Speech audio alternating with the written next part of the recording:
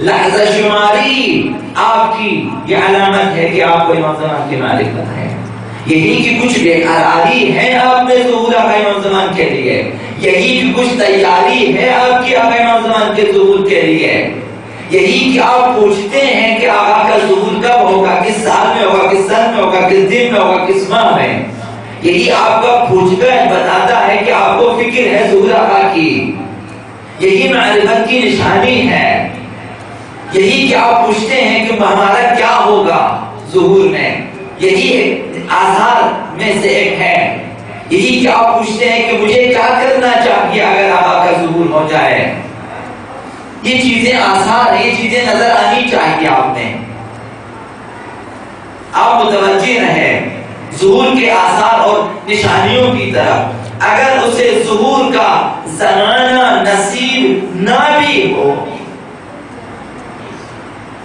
آپ چشم بنا تھے لحظہ شماری کی. ہر سال کے کیلنڈر میں آپ نے ہر ماہ کو دیکھا، ہر ماہ کے ہر ہفتے کو دیکھا، ہر جمعے کو دیکھا، ہر دن کو دیکھا کہ کسی ایک جمعے کے دن تو لکھا ہوگا کہ روز ظہور آقا امام زمان. اس انتظار میں آپ نے ورق گردانی کی.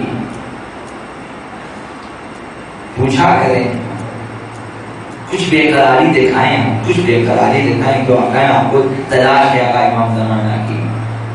میں بارہا عرض کرتا ہوں، حضرت اقبال کا شعر ذہن میں رکھیں اور اسے حقیقت میں اپنے اندر اس معنی کو ایجاد کریں. اگر اورا نیابی در طلب خیز، اگر یابی بدامانش دراویز. اگر ابھی تک نہیں پایا تو ڈھونڈیں، اس کی تلاش کریں، تلاش کریں، احادیث میں تلاش کریں، علامتوں میں تلاش کریں، شہروں میں تلاش کریں، موسم حج میں تلاش کریں، مجالس میں، عزاداری میں تلاش کریں، شبائے قدر میں تلاش کریں، شبائے نیمہ شعبان میں تلاش کریں. ڈھونڈیں آقا امام زمان کو کہ پالیں. اپنے خوابوں میں ڈھونڈیں آقا امام زمان کو، کبھی خواب میں پالیں، بیداری میں ڈھونڈیں، پالیں اسے محافل میں، مجالس میں.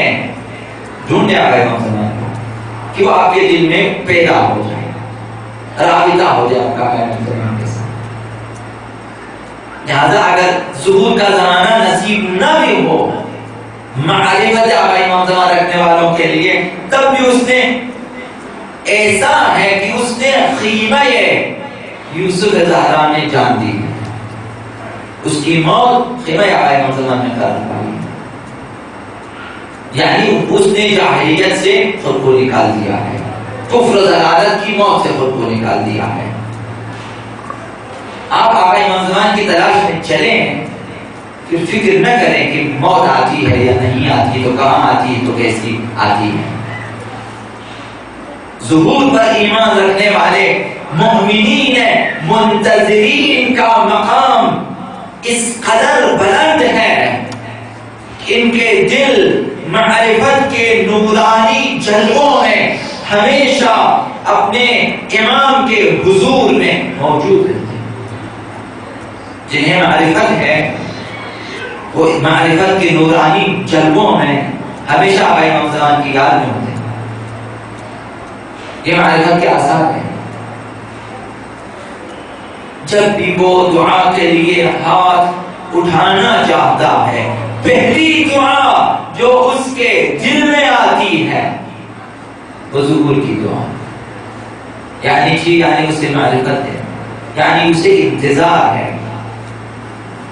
اپنے امام کا انتظار ہے، یعنی اسے اپنی تمام حاجتوں پہ اس حاجت کو اس کے دل میں فوقیت حاصل ہے، برتری حاصل ہے کہ میری حاجتیں بعد میں، اہل بیت کی یہ حاجت، انبیاء کی یہ حاجت پہلے.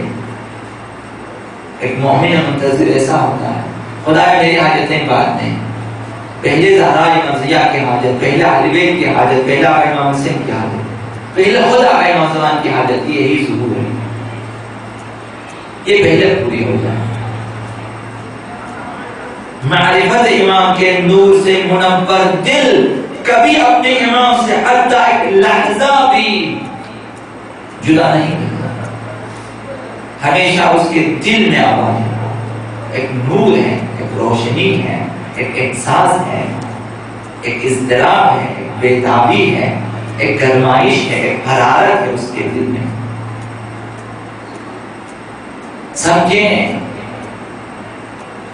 گھڑی جو چلتی ہے تو ٹک ٹک کی آواز آتی ہے، انسان کا دل اس طرح دھڑکتا ہے تو ہر دھڑکن دل کی بامعرفت منتظر مومنین کے ہر دھڑکن آقا مسلمان کی یاد آقا مسلمان گویا وہ احساس کرتا ہے کہ ہر دھڑکن یا مہدی کہتا ہے۔ اب کیسے فراموش کرے گا؟ وہ فراموش نہیں کرتا۔ یہ آثار ہے معرفت۔ باور کریں، یقین جانیں کہ منتظران ظہور باور کریں کہ آقا امام زمان کی معرفت کے نور سے سرشار دل، سرشار ذہن اپنے امام کے خیمے میں ہیں۔ ایسے افراد اپنے امام کے خیمے میں، اگر ایک جوان جس کا دل سرشار ہے معرفت آقا امام زمان سے، یقین کریں کہ وہ خیمہ آقا امام زمان ہے۔ آپ ادھر بیٹھے ہیں، آپ آقا امام زمان کے پاس در یمنی پیشمنی، پیشمنی در یمنی، تم جہاں بھی ہو ہمارے پاس، آقا کے پاس ہے، آقا کے پہلو میں ہے۔ معرفت کی یہ قیمت ہوتی ہے، اپنے آپ کو تھوڑا سا بنا لیں، یہ باور کریں، نور معرفت سے سرشار دل جوان ہمیشہ خیمہ آقا امام زمان میں ہے، بامعرفت جوان محبت آقا امام زمان کی دہلیز پہ مقیم ہے، وہ بامعرفت جوان محبت آقا امام زمان کی دہلیز پہ مقیم ہے، اس کی جائیگاہ دہلیز ہے، محبت آقا امام زمان ہے، وہ ادھر بیٹھا ہوا ہے۔ باور کریں، آپ جہاں بھی ہوں، اگر آقا امام زمان کی یاد میں ہے، آپ ان کی چوکھٹ پہ، آپ ان کے در پہ